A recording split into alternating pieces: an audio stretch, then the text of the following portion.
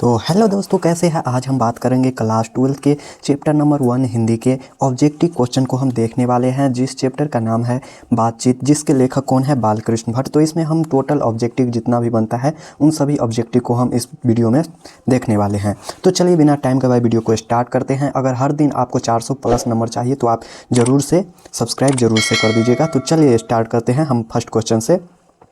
तो हमारा first question कहता क्या है, एक में बालकृष्ण भट्ट की रचना बातचीत क्या है। ये बातचीत है जो क्या है, एकाकी है, कहानी है, यात्रा, सान्यांश है या ललित निबंध है। तो इसका राइट आंसर क्या, ऑप्शन नंबर क्या, डी हो जाएगा राइट आंसर। हमारा क्या होगा, ऑप्शन नंबर डी हमारा राइट आंसर हो जाएगा। चलिए दूसरा नंबर सवाल देखते हैं। दूसरा नंबर सवाल क्या कहता है बालकृष्ण भट्ट किस युग के निबंधकार थे। बालकृष्ण भट्ट किस युग के निबंधकार है। ऑप्शन नंबर ए प्रसाद युग के, भारतेंद्र युग के, द्विवेदी युग के, स्वतंत्रता युग के। तो दो का हमारा राइट आंसर क्या होगा, ऑप्शन नंबर बी हो जाएगा भारतेंद्र युग के। चलिए अगला सवाल, तीसरा नंबर सवाल है मनुष्य बातचीत का उत्तम तरीका क्या है। मनुष्य की बातचीत का उत्तम तरीका क्या है।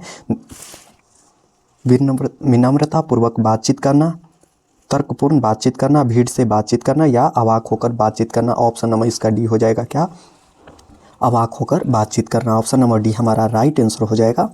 चलिए चौथा नंबर सवाल देखते हैं। चौथा नंबर सवाल कहता है संवाद में सबसे महत्वपूर्ण क्या है। संवाद में सबसे महत्वपूर्ण क्या है, तर्क है, जिज्ञासा है, आत्मीयता है या प्रभावपूर्ण भाषा है। तो चार का हमारा राइट आंसर ऑप्शन नंबर क्या, सी हो जाएगा। चलिए पांचवा नंबर सवाल देखते हैं। पांचवा नंबर सवाल कहता है बालकृष्ण भट्ट का जन्म कब हुआ था। 23 जून 1884 ईस्वी को हुआ था, या 23 जून 1844 को, 20 जुलाई 1902 को, या 18 दिसंबर 1934 को। तो राइट आंसर क्या होगा, पाँच का हमारा right answer option number B 23 जून 1844 को। एक एक क्वेश्चन आप ध्यान से देखिएगा क्योंकि ये सारा का सारा ऑब्जेक्टिव क्वेश्चन है, 2026 के एग्जाम में आने योग्य ही है। और छठा नंबर सवाल देखते हैं हम। छठा नंबर सवाल कहता है संयोगिता स्वयंवर रचना है बालकृष्ण भट्ट की। ये बालकृष्ण भट्ट होगा, यहाँ पे अलकृष्ण भट्ट है, प्रताप नारायण मिश्रा की, श्रीनिवास दास की, मैथिली शरण गुप्ता की। तो 6 का हमारा right answer option number C हो जाएगा, श्रीनिवास दास की। चलिए सातवां नंबर सवाल है कौन सी रचना बालकृष्ण भट्ट की नहीं है। एक में है नूतन ब्रह्मचारी, 100 अजान एक सुजान, सद्भाव का अभाव, परीक्षा गुरु। तो 7 का हमारा राइट आंसर होगा, ऑप्शन नंबर डी हो जाएगा, परीक्षा गुरु है जो बालकृष्ण भट्ट की नहीं है। तो आपको एग्जाम में कैसे पूछा जाएगा, नूतन ब्रह्मचारी किसकी रचना है। आपको 4 ऑप्शन दे दिया जाएगा, बालकृष्ण भट्ट और नलिन विलोचन शर्मा, 4 ऑप्शन ऐसे ही। तो आपको क्या चूज करना है, नूतन ब्रह्मचारी, 100 अजान एक सुजान, सद्भाव का अभाव, ये तीनों रचना है जो बालकृष्ण भट्ट की है, तो याद रखिएगा। चलिए अगला सवाल 8 नंबर सवाल देखते हैं। 8 नंबर सवाल हमारा कहता क्या है, कौन सी रचना बालकृष्ण भट्ट की है। रेल का विकट खेल, कछुआ धर्म, रेणुका, पर्चा विद्या। तो 8 का है जो कौन सी रचना है बालकृष्ण भट्ट की है, तो रेल का विकट खेल है। ऑप्शन नंबर क्या, ये हमारा राइट आंसर हो जाएगा। चलिए 9 नंबर सवाल कहता क्या है। 9 नंबर सवाल कहता है बालकृष्ण भट्ट ने कौन सी मानसिक पत्र निकाला था। कौन सी मानसिक पत्र निकाला था। प्रताप है, कर्मवीर है, हिंदी प्रायद्वीप है, ज्योत्साना है। तो 9 का हमारा राइट आंसर होगा, ऑप्शन नंबर सी हो जाएगा, हिंदी प्रायद्वीप है जो बालकृष्ण भट्ट के द्वारा पत्र निकाला गया था। चलिए 10वां नंबर सवाल देखते हैं। 10वां नंबर सवाल कहता है बातचीत किस विद्या की रचना है। बातचीत किस विद्या की रचना है। आलोचना है, गीत है, शोध है या निबंध है। तो राइट आंसर क्या होगा, ऑप्शन नंबर डी हो जाएगा, निबंध है। चलिए 11 नंबर सवाल देखते हैं। 11 नंबर सवाल कहता है रॉबिन्सन क्रूसो ने 16 वर्ष के उपरांत किसके मुख से एक बात सुनी थी। फ्राइडे के, संडे के, एडिसन के या स्टील के। तो हमारा right answer option number A Friday हो जाएगा। चलिए 12 नंबर सवाल देखते हैं। 12 नंबर सवाल कहता है बातचीत शीर्षक निबंध के निबंधकार है। जयप्रकाश नारायण है, मोहन राकेश है, नामवीर सिंह है या बालकृष्ण भट्ट है। तो बातचीत किसकी रचना है, बालकृष्ण भट्ट की। ऑप्शन नंबर क्या हमारा डी हो जाएगा, राइट आंसर। चलिए 13 नंबर सवाल देखते हैं। चलिए 13 नंबर सवाल कहता हमारा है बातचीत के माध्यम से बालकृष्ण भट्ट क्या बतलाना चाहते हैं। बातचीत की शैली, भाषण की शैली या संवाद की शैली या इनमें से कोई नहीं। तो 13 का हमारा राइट आंसर हो जाएगा, ऑप्शन नंबर ए बातचीत की शैली। चलिए 14 नंबर सवाल देखते हैं। 14 नंबर सवाल हमारा कहता है भट्ट जी को किसने अंग्रेजी साहित्य के एडिसन और स्टील की श्रेणी में रखा है। हजारी प्रसाद द्विवेदी ने, डॉक्टर नागेंद्र ने, या रामचंद्र शुक्ल ने, या रामविलास शर्मा ने। तो हमारा 14 का right answer option number C हो जाएगा, रामचंद्र शुक्ल ने। चलिए अगला सवाल 15 नंबर सवाल देखते हैं। 15 नंबर सवाल कहता है बालकृष्ण भट्ट का निवास स्थान कौन सा है? लखनऊ उत्तर प्रदेश, इलाहाबाद उत्तर प्रदेश, मथुरा उत्तर प्रदेश या वाराणसी उत्तर प्रदेश है। तो हमारा 15 का right answer option number B हो जाएगा, इलाहाबाद उत्तर प्रदेश में बालकृष्ण भट्ट का जन्म हुआ था। चलिए 16 नंबर सवाल देखते हैं। 16 नंबर सवाल कहता है बालकृष्ण भट्ट ने किस पत्रिका का संपादन किया था? आर्यावती का, हुकार का, हिंदी प्रादीप का या पंजाब केसरी का? तो हमारा इसका राइट आंसर हो जाएगा ऑप्शन नंबर सी हो जाएगा, हिंदी प्रादीप का है जो बालकृष्ण भट्ट ने रचना की है। चलिए 17 नंबर सवाल देखते हैं। 17 नंबर सवाल कहता है हमारा बालकृष्ण भट्ट ने किस हिंदी प्रादीप नामक मासिक पत्रिका निकालना कब प्रारंभ किया? कब प्रारंभ किया है? तो ऑप्शन नंबर ए है हमारा 1877 में, 1888 में, 1890 में या 1894 में। तो इसका हमारा right answer option number A 1877 में किया था।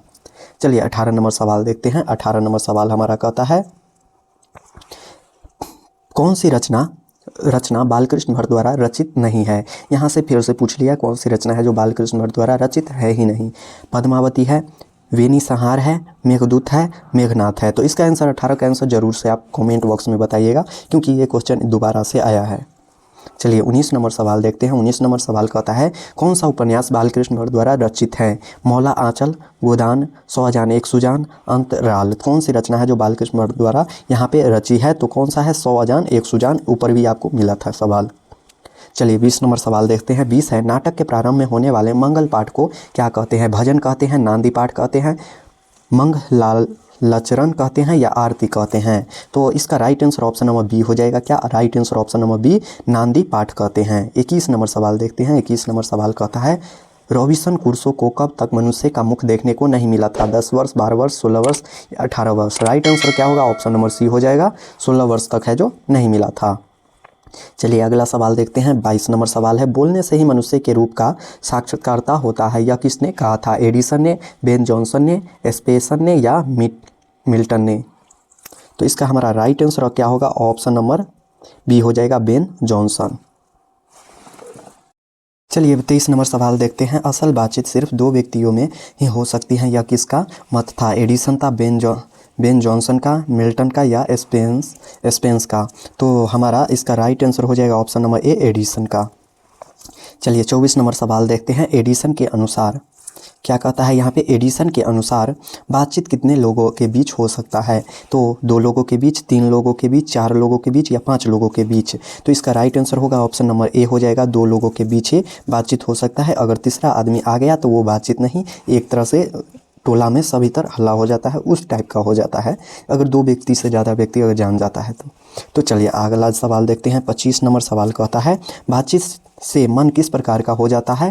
क्रोधपूर्ण हो जाता है, भारी और बोझशील हो जाता है, हल्का और स्वच्छ हो जाता है या इनमें से कोई नहीं? तो बातचीत करने से है जो मन हो जाता है, जो मन में जितना भी कचरा रहता है वो सभी बाहर हो जाता है। एकदम आपको हल्का लगेगा, हल्का और स्वच्छ लगने लगेगा। से हमने कोई भी बात छुपा के रखा है, जब तक आप उसको शेयर नहीं कीजिएगा तो आपको उसके मन में कुछ ना कुछ आपको गुटुर होते रहेगा। तो इसका राइट आंसर क्या होगा? ऑप्शन नंबर सी हो जाएगा राइट आंसर। चलिए अगला सवाल है 26 नंबर सवाल देखते हैं। किसके न होने से सृष्टि गूंगी प्रतीत होती है? किसके न, जब को क्या चीज़ नहीं होगा तो सृष्टि एकदम गूंगी प्रतीत होगी। स्वस्थ शक्ति की, वाक्र शक्ति की, दिव्य शक्ति की या स्मरण शक्ति की? तो अगर हम बोलेंगे नहीं तो क्या वाक्र शक्ति अगर नहीं होगी तो सृष्टि एकदम गूंगी प्रतीत होगी, यानी कि आप इशारा से किससे क्या बात कर पाएंगे? मतलब कुछ ही % होता है जो बात कर पाता है और नहीं हो पाता है। तो क्या होगा इसका राइट आंसर? क्या होगा? वाक्र शक्ति। ऑप्शन नंबर बी हमारा राइट आंसर हो जाएगा। चलिए 27 नंबर सवाल देखते हैं। 27 कहता है आर्ट ऑफ कन्वेंशन कहाँ के लोगों के में सर्वाधिक प्रचलित है? अफ्रीका के, भारत के, यूरोप के, कनाडा के? कहाँ के लोगों में सर्वाधिक है जो प्रचलित है? तो ये है हमारा यूरोप के है जो बहुत है, वहाँ पे बहुत फेमस है आर्ट ऑफ कन्वेंशन, यानी कि आर्ट के मदद से बातचीत करते हैं। चलिए 28 नंबर सवाल देखते हैं। 28 नंबर सवाल और ये हमारा लास्ट है इस चैप्टर का सवाल है। 28 कहता है बालकृष्ण भट्ट किस काल के रचनाकार है? तो ये हो जाएगा आदि काल के, भक्ति काल के, रीति काल के या आधुनिक काल के? तो हमारा इसका राइट आंसर आपको कमेंट बॉक्स में ज़रूर से बताना है। और अभी तक आपने सब्सक्राइब नहीं किया है तो एक सब्सक्राइब तो ठोक ही सकते हो यार।